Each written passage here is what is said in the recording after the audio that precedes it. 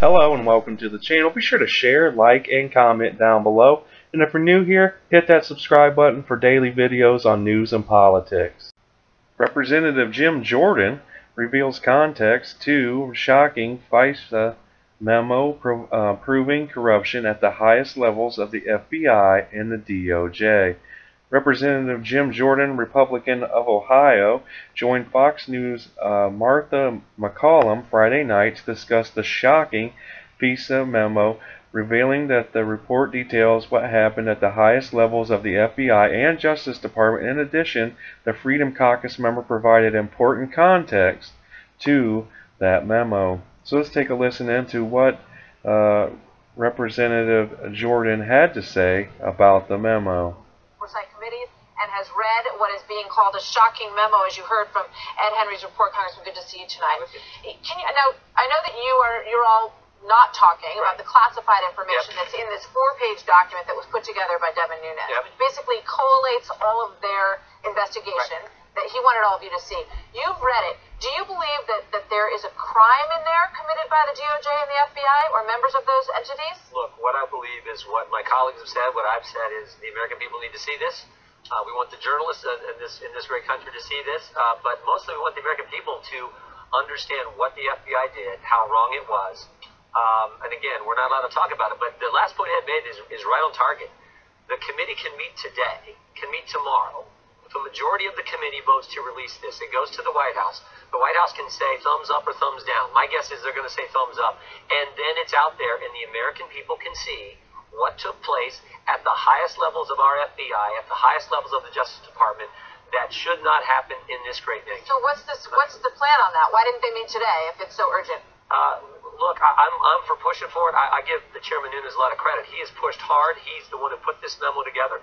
We called for it a week and a half ago. Congressman Meadows and I and others said, make this available to Congress so we can see it. And then we think once we see it, that there will be such a demand, such an outcry for this to go public. So I think that's building. It has been made to Watergate, which was a scandal, an election scandal of digging into another campaign. Okay.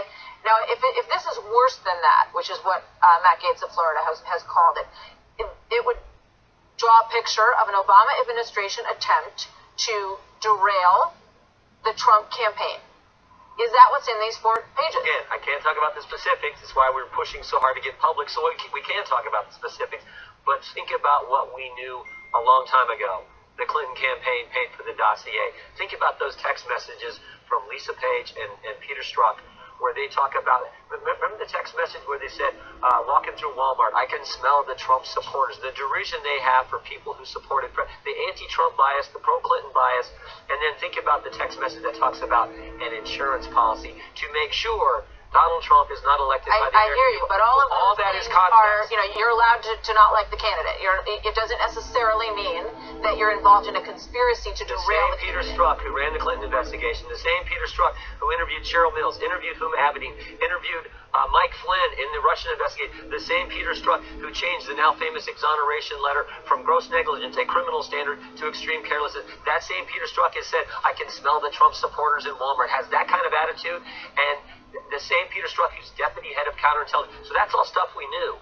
But we can't get into the specifics of this memo, but that's why we want to public. Alan Farkas, who was a member of the Obama administration, who went on MSNBC and basically said, let's play what she said. I was urging my former colleagues and frankly speaking, the people on the Hill, it was more actually aimed at telling the Hill people, get as much information as you can, get as much intelligence as you can before President Obama leaves the administration. So I became very worried because not enough was coming out into the open, and I knew that there was more. We have very good intelligence on Russia. So then I had talked to some of my former colleagues, and I knew that they were trying to also help get information to the Hill.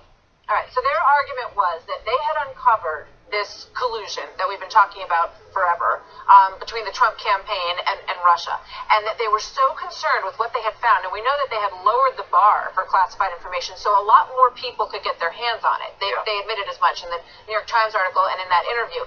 So they wanted to be sure that those tea leaves were still out there when they left, so that it wouldn't get dropped. So the unmask is that part of what we're talking about here? Again, I can't get into specifics, Martha, but the unmask a bunch of names, we do know that happened. We do know what Chuck Schumer said.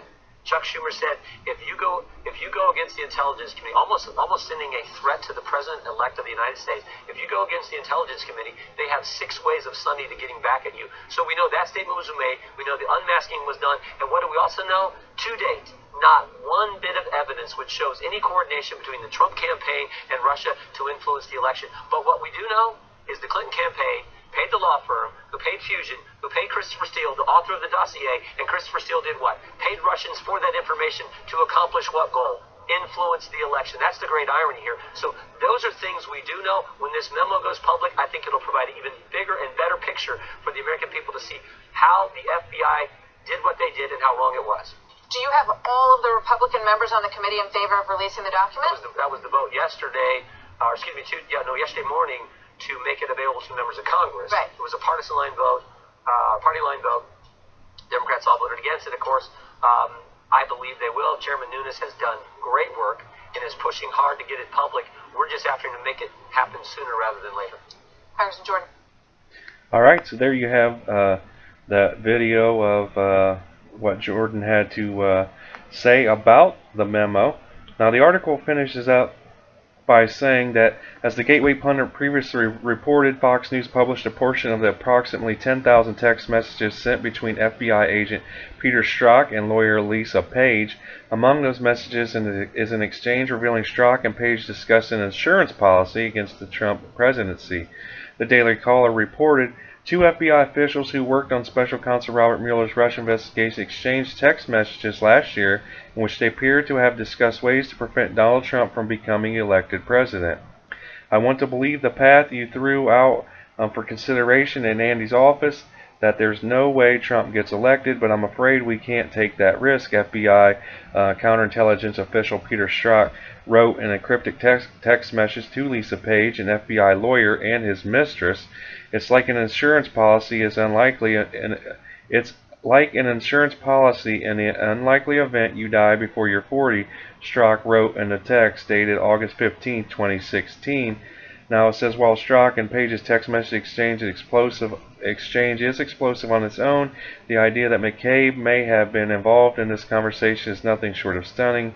Do you think the Deputy FBI Director would allow 2 employees in his office unsupervised?